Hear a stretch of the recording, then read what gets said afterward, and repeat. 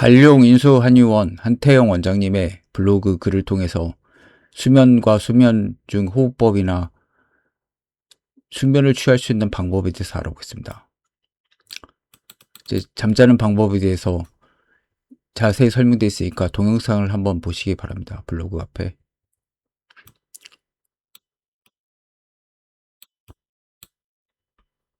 수면에 대한 얘기를 했는데 조금 더 부연 설명해서 본글을 써보겠다. 황제내경 소문에 있죠. 예. 황제가 쓴 책은 아니고 한의사들이면 뭐 달리는 책인데 굉장히 어려운 거죠. 동불장정. 그래서 겨울에 전기를 저장하지 않으면 이런 뜻이죠. 춘무소생, 봄에 봄춘자죠. 무 없다. 탄생할 게 없다. 싹이 나올 수가 없다. 그래서 겨울에 잘 갈무리하지 않으면은 봄에 싹이 나올 수가 없다. 이제 겨울철에 어떻게 보면은 수면이란 건 겨울이죠. 그래서 잠을 자는 거 아무것도 안 일어나는 것 같지만 겨울에 이제 싹을 틔우고 잘 갈무리를 해가지고 저장을 하는 거죠. 어떻게 보면. 네. 그러니까 겨울이 봄, 여름, 가을 중에서 겨울이 필요한 거죠. 인체에도 수면이 필요하지 않습니까? 그리고 수면이 최근에는 이제 뇌척수액으로 청소를 해준다. 인체에 있는 이제 뭐 쓰레기 같은 거, 베타 아밀로이드나 뭐 여러 가지 기타 유해한 물질들을 이제 씻어내주는 그런 역할을 한다. 그런 것들이 좀 밝혀졌죠. 씨앗을 발현시키려면 자극을 준다. 물에 담그는 것도 한 방법이다. 물로써 싹 트는 씨앗도 있고, 메타세콰이어나 허니부시처럼, 허니부시는 이제 태양 이야기죠. 불이나 연기로 싹이 트는 식물이다. 튀어나오기 위해서는 움츠려야 한다. 스프링처럼 이제 이걸 이제 눌러줘야 되는 거죠. 밟아야 되죠. 밟아야 이제 이게 튀어나오는 거. 지렁이도 밟으면 꿈틀하듯이. 낮의 활동을 위해서 몸을 쉬시고 잠을 청하는 것이 음양의 순환 법칙이다. 해뿐만 아니라 이제 달도 떠야 되는 거죠. 그런데 나이가 들면 잠이 쉽지가 않다. 소변이 잦아가지고 깨고 남자들은 전립선 문제로 대두된다. 전립선 비대가 있으면 이제 소변 자주 마렵고 이제 화장실 가다가 이제 깨게 되는 거죠. 또 늙으면 잠이 없어진다는 옛말이 있듯이 나이가 들면은 잠이 줄어드는 것도 일반적인 경이다. 새벽잠이 없어지는 거죠. 원래 고단하면 잠을 잘 잔다. 잠이 안 오는 것 중에서 하나는 몸을 고단하게 하지 않고 머리만 쓰고 마음을 고단하게 하면 잠이 안 온다. 현대인들이 다 그렇죠.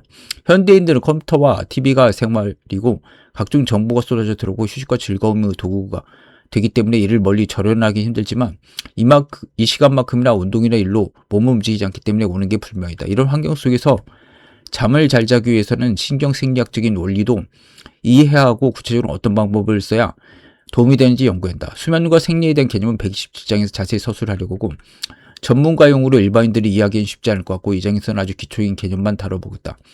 이 장에서 몸을 릴렉스하는 법을 중심으로 써보겠다.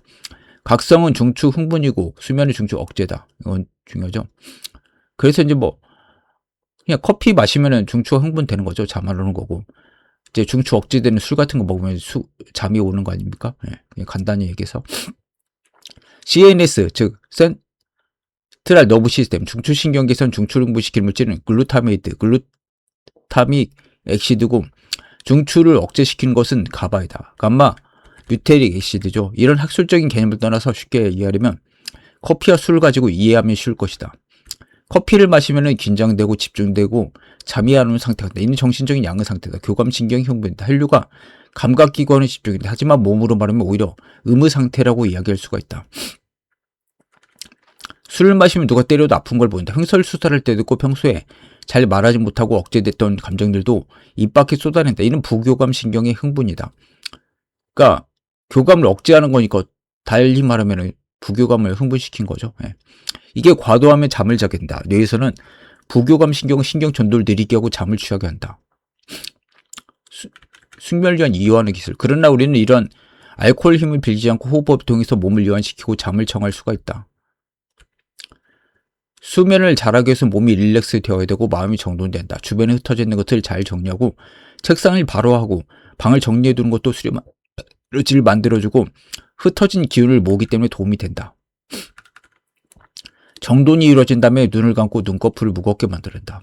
참 특이한 게 학교 다닐 때는 졸린 그런 선생님들 강의 때문에 막 눈꺼풀이 엄청 무거웠는데 요즘에는 또 잠이 안 오더라고요. 네.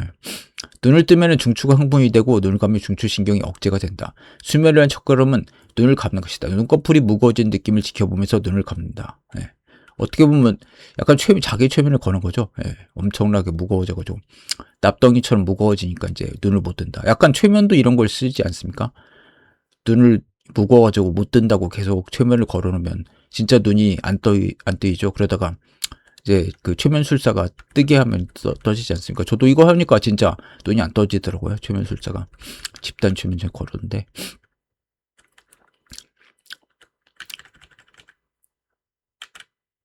그래서 긴장 상태는 어금니를 이제 맞물린다 접촉하는 거고 이완 상태는 분리되는 거. 제가 조양은이라고 예전에 깡패 있지 않습니까? 갑자기 무슨 판지 생각나는데 그 사람이 영화를 하나 자기가 주연을 찍었는데 이 사람 특이한 게 어금니를 꽉 깨물고 있더라고요. 영화 찍을 때도 항상. 예.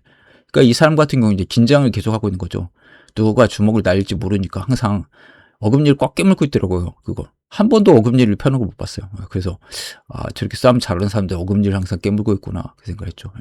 근데 그러면 이제 병이 날 수밖에 없죠. 교감신경이 흥분되니까 이 사람은 뭐 암에 걸리거나 굉장히 질병에 되게 취약해지는 거죠.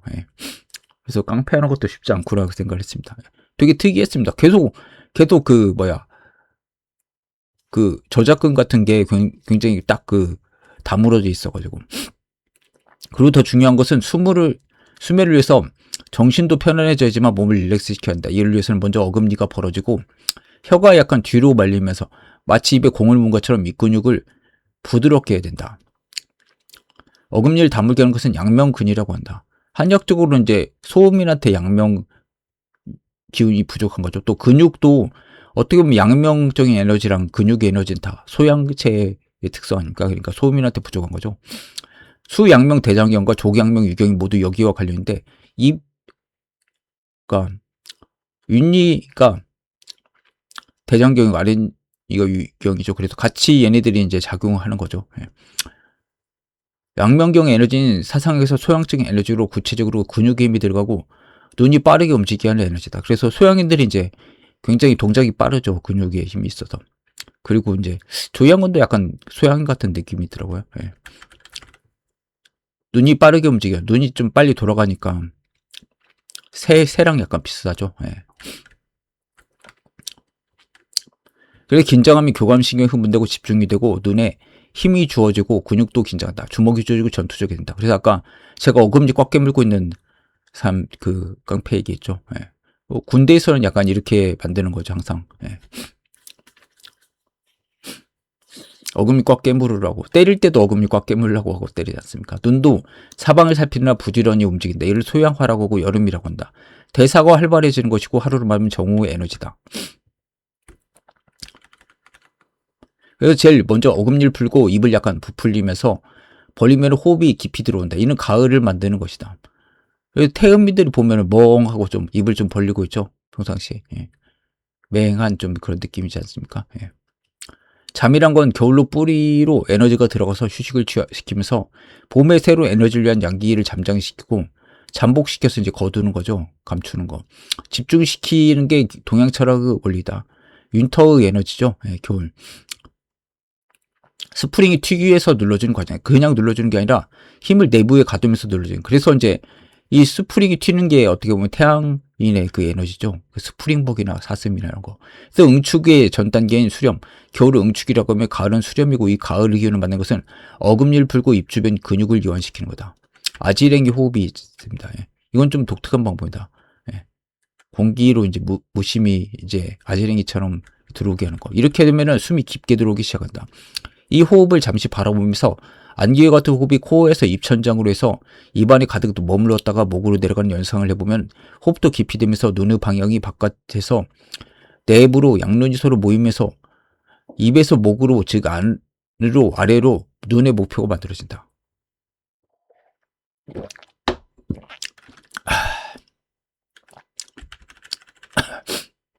아기가 젖을 빠는 것처럼 이제 하는 거죠. 그럼 좀 편안해지지 않습니까? 부교감신경이 작동하고. 이렇게 금기, 태음기가 만들어지고 나서 수렴이 되면은 다음에 수기, 솜기로 응축해서 겨울 기운을 만들어야 된다. 겨울은 바깥으로는 안 보이나 내면으로는 부지런히 에너지를 응축하는 것이다.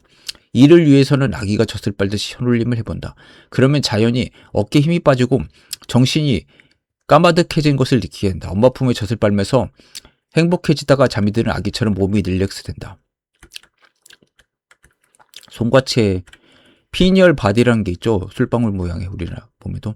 그런데 한 단계 더 나가면 이 의식을 송과샘으로 향하게 된다. 송과체가 이제 인간의 의식이 데카르트는 송과체에 들어있다고 얘기를 했었죠. 예.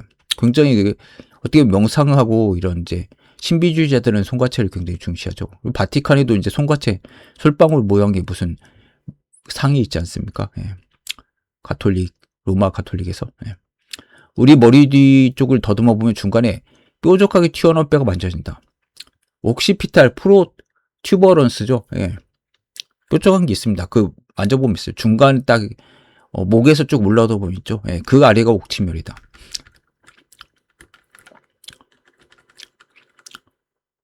근데 어떻게 보면 후두부 아닙니까? 이게 후두부가 또 시각을 좌우로 하죠. 뒤에 눈은 앞에 있는데 후두부 시각령이 뒤에 있죠. 그 부분으로 의식을 집중하면서 혀를 오물오물거리면서 완전히 에너지가 수렴되면서 몸에서 멜라토닌이 분비되기 시작한다. 송과체에서 분비되죠. 몸의 긴장이 풀어지고 어깨에 힘이 빠진다. 긴장을 하면 이제 스트레스가 교감신경이니까 이 자체가 어떻게 보면 부교감신경을 이제 작동시키는 거죠. 그래서 이제 이렇게 하는 거죠. 어금니에 힘을 품고 양면 긴장효를 끌는다. 호흡을 받아들여서 아지랑이처럼 이제 복부로 들이마신다. 입술을 미세하게 움직여가지고 이제 태아 아기처럼 젖바는 신용을 이렇게 하는 거고, 그다음 시선을 내면으로 돌려가지고 송과체 피니얼 바디로 집중을 한다. 옥침혈이 있는데 수면으로 전환이 된다. 이와 같이 내면으로 시면으로 빠져들어가면은 내 몸에서 멜라토닌 분비되면서 칠흑 같은 어둠의 세계로 들어가게 된다.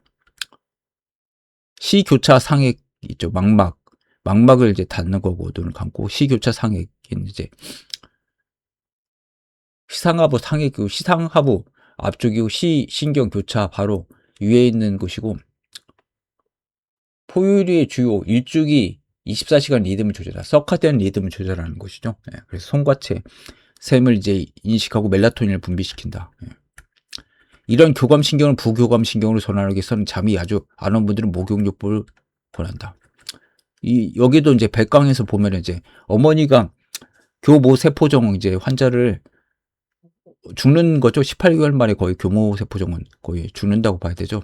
예후가 굉장히 안 좋아서. 근데 살리고 이제 취업까지 일까지 다시 하게 하는 뭐 그런 게 약간 기적적인 내용이 있습니다. 목욕에 대해서 한번 읽어보시면 되고요. 그러니까 어떻게 보면 암인 교감신경 흥분하고 확진된 거니까 부교감신경 우세인 이 목욕요법으로 이제 치료를 어떻게 보면 한 거죠. 계속 목욕을 시킨 거죠, 이 사람이. 멜라토닌은 단순히 수면 유도제가 아닙니다. 의식은 뇌부 지향성을 완전히 끊고 인체를 깊은 생리적인 저장 상태로 진입시키는 전신 리듬의 마스터키입니다. 목욕은 단순히 청결 행위가 아니라 피부를 통해서 열 자극을 이용해서 자율신경계와 순환계를 재조정하는 강력한 생리적인 개입이다. 따뜻한 물에 몸을 담그는 순간 피부 열 수용체가 활성화되고 말초혈관이 확증되면서 전신의 혈류가 증가한다. 이 과정에서 중심부에 머물던 혈액은 그러니까 심장이나 뇌에 있는 혈액이죠. 몸을 보호하려고 이제 여기만 모이는 거 아닙니까? 교감신경으로 이제 스트레스 받으면 이쪽으로만 몰리죠. 머리가 이제 뜨거워지고 피부와 근육으로 재분배되면서 혈관 저항이 감소하고 심혈관계의 부담이 완화된다. 이런 말초 혈관 확장은 자율신경계 균형에도 영향을 미친다. 초기에는 온열 자극을 위해서 약간 교감신경 반응이 나타날 수가 있잖아요. 약간 스트레스를 받을 수가 있죠. 뜨거운 물에. 일정한 시간이 지나면 부교감신경이 우세해지면서 심박수는 감소하고 호흡은 깊고 느려지면서 전신의 긴장이 이완된다. 이 상태는 수면 직전은 생리적 조건과 매우 유사한 상태. 그래서 잠이 안 오면 이제 샤워를 한번 해봐라. 따뜻한 물로 이렇게 할 수 있죠. 근데 찬물로 하면은 오히려 좀 정신이 깨겠죠. 수축하니까 혈관이. 특히 중요한 것은 체온 리듬의 변화다. 목욕으로 인해서 일시적으로 심부 체온이 상승한 이후 목욕이 끝나고 나면 확정된 말초 혈관을 통해서 열이 빠르게 방출되면서 중심 체온이 급격히 하강한다. 이런 체온 하강은 수면 개시를 유도하는 핵심 신호로 작용한다. 이렇게 추워지면서 졸릴 때도 있죠. 추워지면 잠이 깰 때도 있고. 이는 시상하부의 히프라키아즈메틱 뉴클레우스 시교차 상액이죠. 과 밀접하게 연관돼서 CSN은 체온 리듬과 수면, 각성 리듬을 통합적으로 조절하는 중심이 서카디안 리듬 아까 봤죠. 체온이 24시간 주기, 하강하는 시간을 야간 모드로 인식한다. 이 신호는 결국 송과샘으로 전달돼서 멜라토닌 분비, 멜라토닌 시크레이션 분비를 촉진하게 된다. 멜라토닌은 단순히 졸음을 유도하는 호르몬이 아니라 중추신경 전반기 흥분성을 낮추고 글루타메이트 양인 흥분시키는 거죠. 신경 활동을 억제해서 뇌를 안정화시키는 역할을 한다. 또한 목욕으로 해서 전신순환 증가는 뇌 혈류 균형을 개선하고 조직으로 산소 공급을 원활하게 해서 수면 중에 이루어진 시냅스 정리와 대사 과정이 효율적으로 진행할 수 있는 환경을 조성한다. 결국 목욕은 말초 혈관 확장과 체온 하강, 부교감 신경 활성화를 통해서 중추신경계 흥분을 낮추고 CSM 멜라토닌 축을 자극해서 생체를 자연스럽게 수면 상태로 전환시키는 복잡한 생리 기전으로 작용한다. 이는 단순한 이완을 넘어서 신경회로 재조정과 생체 리듬의 정상화를 유도하는 중요한 수면 유도 전략이다. 이 부분은 다음 장에서 목욕과 수면으로 다시 자세히 다뤄보겠다. 네. 이 부분은 근데 동양의학과 이제 서양학을 이렇게 조화시키긴 하는데 갑자기 이렇게 넘어가니까 조금 이렇게 힘들 수가 있죠. 네.